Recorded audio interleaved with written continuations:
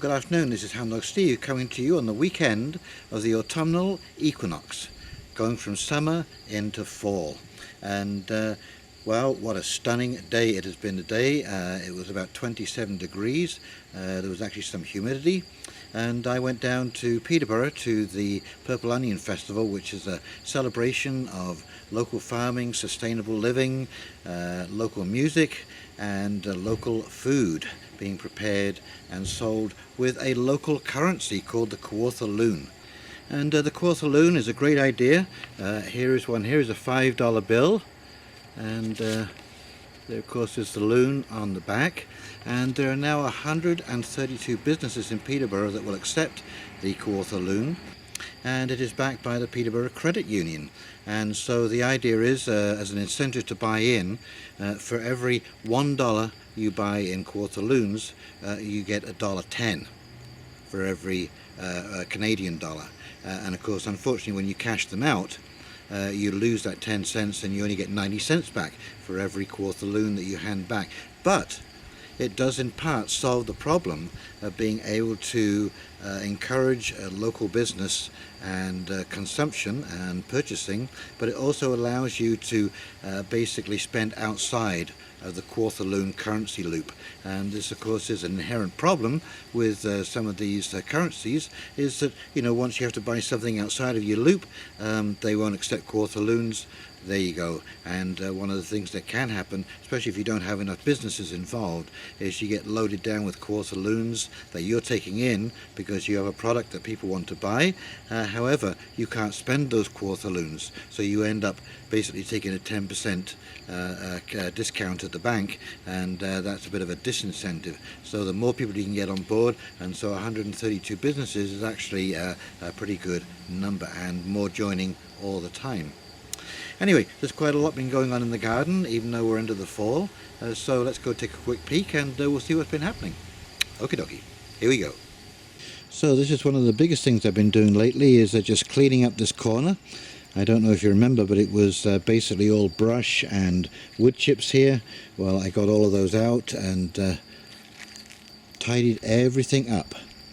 And so, speaking of survival, I know I've spoken before. Here is my well. This now that I've cleaned this area up, we'll be starting work on that as soon as possible.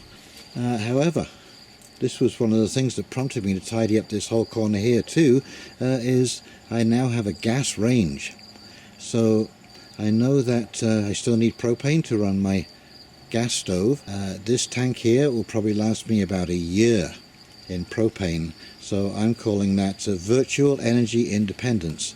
So with a wood stove as a backup, I can heat my home if the lights go out, and I can also cook if the lights go out. That basically covers a lot of bases right there. So here's my screen door, completely installed. The sound is painted, ready for winter.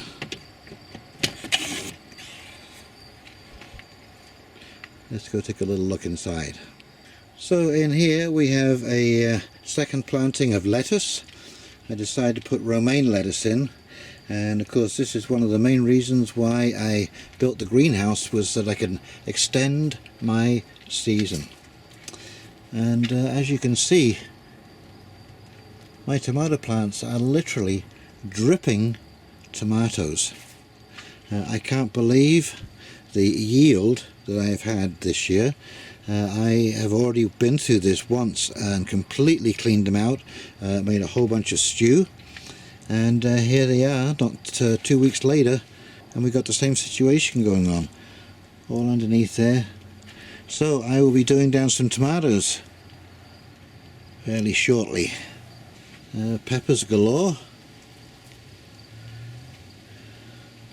Now, you probably can't see the basil until I pull back this plant. But there are my basils, and you can see how they're tucked away in a corner here. They don't get anywhere near full sun, but this is what basil likes. A friend of mine did what I did a couple of years ago, has them out in the open sun, and these leaves are so sensitive, they're so tender, they will fry in the least little bit of open sunlight. This is a second planting of beans.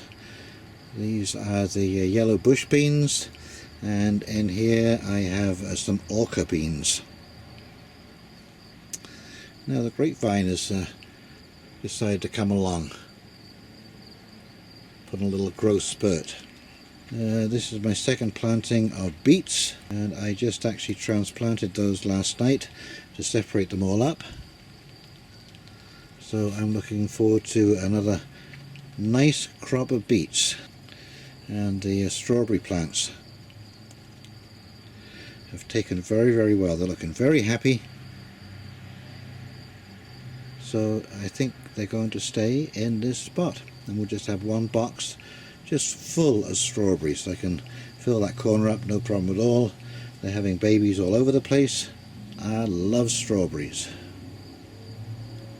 The wood is all stacked for winter time, well seasoned, and as you can see by the leaves down there, that we are definitely showing some early signs of fall, even though we haven't had our first frost yet. Now we are starting to get a little rain, which is good, and that's a little cover of green there. That is clover, and that clover will come up, it will put nitrogen into the soil, but it will hold the soil in place over the winter time so it doesn't get blown away. And we've got a potato over here. That was a late planting. It was just coming up when I harvested all the other potatoes, so I just left them. And same thing here. I got another, what, 1, 2, 3, 4, 5 plants, 6 plants. So maybe I'll have some late fall potatoes. Now the birds have just destroyed that thistle. They've come on, they have pecked out all of those seeds.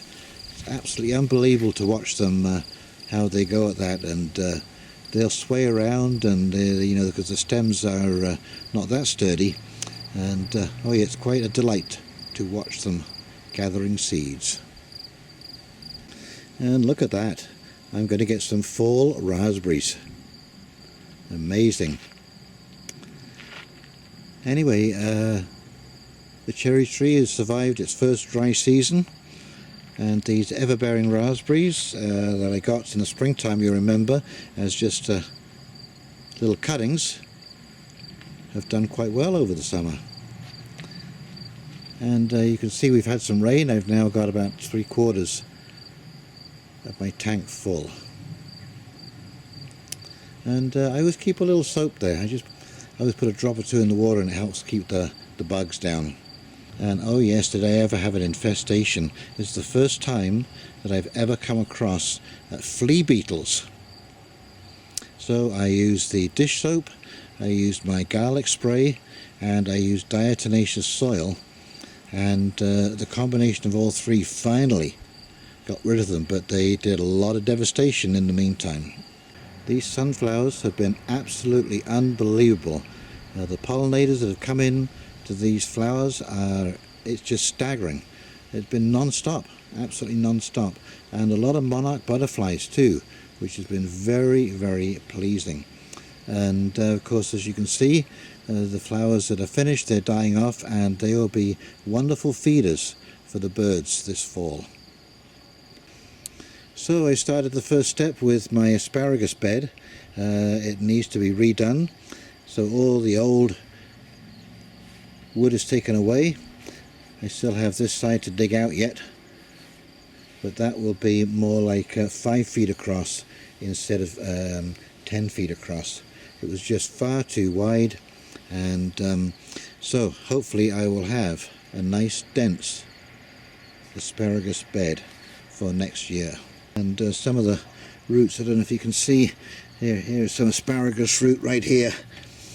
I pulled out some of the crowns and put them in over there to fill in some spaces. So like I say, this should be a good dense patch next year. But needless to say, it's going to look a little bit of a mess for a while until I get this finished, and then that'll be 4 new raised beds this summer.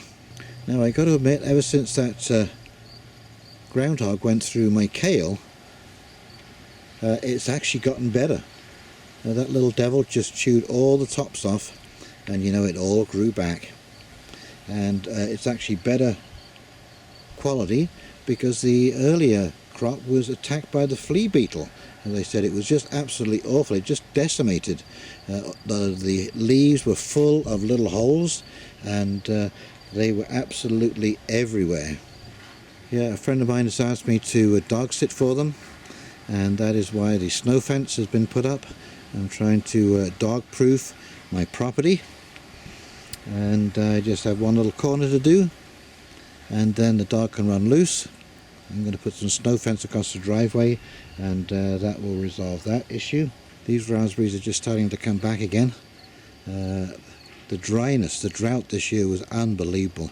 I couldn't water the raspberries. The hugelkultur certainly saved them, but they still took a pounding. You can see some of those lower leaves have started to drop, and it's only the tops that are green. Anyway, we're still eating beets, and of course with my turnips now, they got also decimated. It's funny, the flea beetle did not go onto the beets at all, but it just destroyed. I don't know if you can see here all those little spots and holes. That's the it was worse than that actually. Yeah, that's pretty much what the leaf looked like after the flea beetles had got through with it, and they just got onto any new growth, and they just chewed away holes. I'm surprised that this survived, but anyway, it did, and I've actually got some turnips, as you can see, so I'll be able to store those for the winter time as well. This is a second crop of cilantro, and have some more dill coming up. So I've no idea how long this weather is going to last. It is just weird weather. Anyway, we'll take it whilst we can, because like I say, we're in a situation where you are not going to know what is coming down the track. So again, you'll notice with all of my beds here for winter time, I seed them down in clover, and it just stops all of that soil from being eroded and blown away by the winter winds. And of course next year I'm going to be replacing the two worst of these beds, so there's still lots of work, always work to do in the garden. Well, I hope you had a great beginning of fall weekend, and the weather was also pleasant for you wherever you were. And we're also going to get a little rain tonight, which certainly isn't going to hurt my feelings, as it will it'll just help keep this clover going. So in the meantime, this is Hound Dog Steve signing off, wishing you a very pleasant week coming up, and we will talk to you very, very shortly. You take care now. See ya.